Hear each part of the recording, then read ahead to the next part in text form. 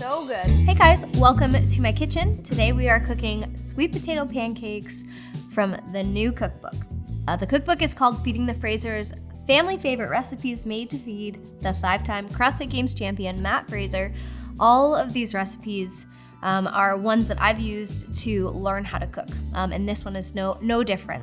They all come with some very special memories as well. This recipe, I remember having a friend make me some sweet potato pancakes once, and I'd never had them before, and they put blueberries on top and they had some yogurt with it, and I just thought that was such an interesting combination. So I took that recipe and I updated the flavors, and I experimented with different things like ginger beer here that we've got. And so it was super fun.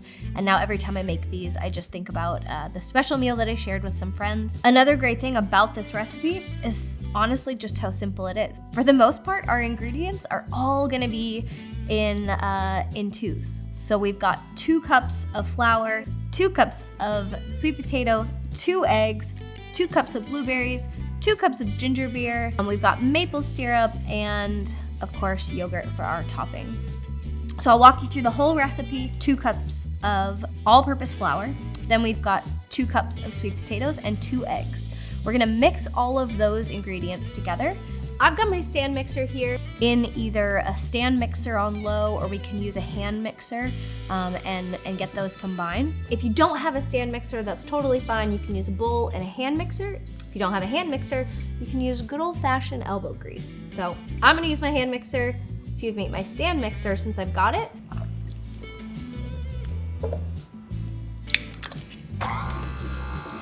Then we're gonna add 1 cup of the ginger beer.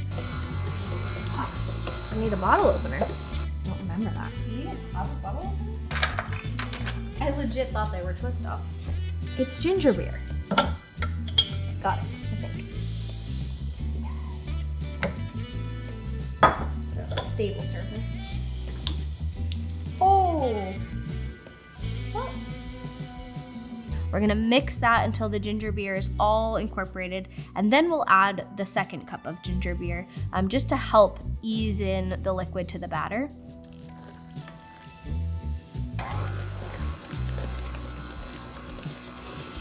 That's our sweet potato pancake mix. That's our batter that we're gonna be using. We're gonna take that and get a cast iron pan nice and hot. Pan's hot. If you've got a griddle, that also works really well. I like to up the temperature to start, and then we're gonna reduce the temperature once we start actually cooking the pancakes. I just find that helps get that initial quick heat on that pan, get it up to temperature, and then when we do cook our pancakes, we like to bring it down to low. So our pancake batter is all mixed. We've got our cast iron pan nice and heated. We're gonna use some butter to help grease the pan, and then we're gonna scoop out our pancake batter. I like to use a 1/4 cup measuring spoon. I just find it to be super helpful. I think it cooks really nicely. Fits really well in my pan. In measuring out the batter, making sure that each of my pancakes are about the same size. So we'll scoop our batter. These are gonna cook a little bit longer, and we're not gonna get those real flashy bubbles like we do in traditional pancakes. So we kind of just gotta watch the time, and then occasionally just check the bottoms until we get a nice golden brown. You can see it's already starting to at least stay together, so that's good. But we're gonna give it 2 to 3 minutes per side. Because you can see that there's a little bit of liquid in our sweet potatoes here, the pancake itself is gonna be a little more moist than your traditional pancake. It's not uncooked or underdone or anything like that. It's just simply the fact that we have a different ingredient in our batter than we're used to. So if you've got a little bit of a gooey center to these pancakes, you're right on par. As long as you've got nice golden surfaces on either side, you're doing great. I'm a clean as I go kind of person, so while these are kind of just doing their thing in the pan, I'm just gonna clean up my dishes. And by clean up my dishes, I mean just put them in the sink until after. So with our pancakes we're gonna serve, we've got just some warmed blueberries. We're gonna take the blueberries, put them in a saucepan, and add 2 tablespoons of our maple syrup and cook them down for a couple minutes. We want those blueberries to be bursting open. Oh, look at that. Just some blueberries and maple syrup. So we're gonna cook it on low while the pancakes are in our cast iron or on our griddle, and that's just gonna help release some of the juices, and we're gonna have this warm, saucy blueberries topping to put with our ginger sweet potato pancakes. Ooh, that was a good one. That ginger beer gives it some good carbonation.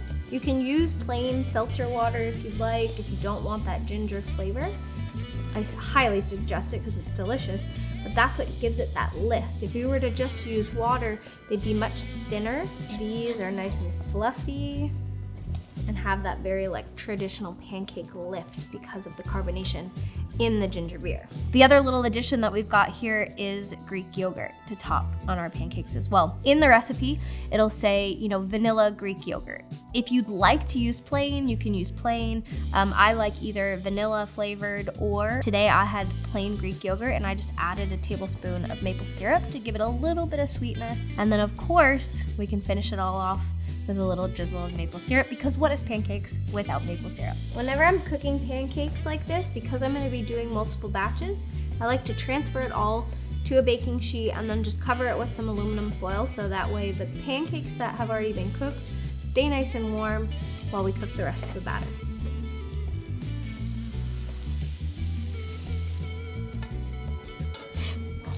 You might notice your house gets a little smoky, and that is also because of the browning butter and the caramelizing of the sweet potatoes. All right, we're getting to a good spot with these pancakes. I think everyone's pretty hungry.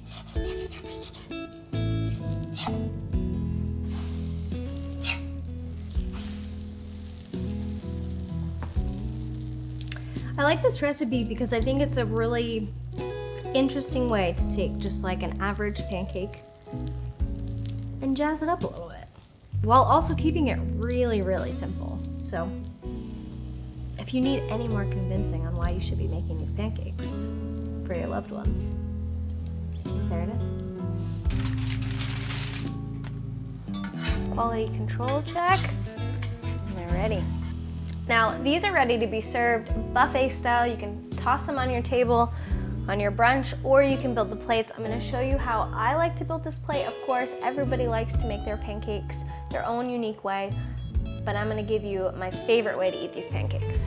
Let's pick some pretty ones. That's a good one. Blueberries on top. Some of the syrup. A little scoop of this Greek yogurt. And a nice drizzle of maple syrup. And there you have it. Now, for the most important part, is the taste test. Gotta get some blueberry.